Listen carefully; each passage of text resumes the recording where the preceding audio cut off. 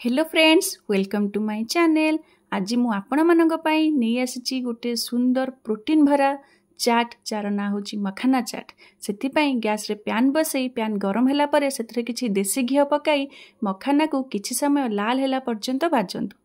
घी ना यार टेस्ट को आहुरी बढ़ाई दे थाए। देखिए 5 मिनिट पर मखानार कलर यहीपरी हो मखाना को काढ़ी पैन ले किछि तेल देई सेथिरे आपण किछि लंका गुंड, जीरा गुंड, हळदी गुंड, धनिया पाउडर, करी पाउडर इत्यादि मिसाई मखाना को सेथिरे पके किछि समय भाजन। मखाना को किछि समय से मसला रे भाजिला परे देखिबे ना मखानार कलर केते सुंदर देखा जाउछि।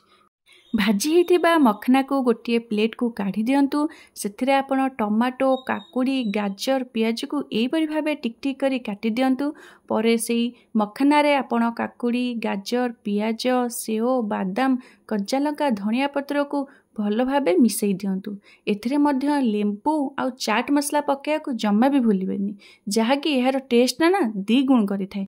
ए सब को भल भाबे गोड़े देला परे रेडी हे गला आपण मानकर प्रिय मखाना चाट। थरे एही भरी भाबे घरे निश्चित भाबे मखाना ट्राए करी देखंतु ना, आपण मानको निश्चित भल लागिबो। एई आइटम टी आपण मानको किपरि लागिला कमेंट रे निश्चित जणाइबे।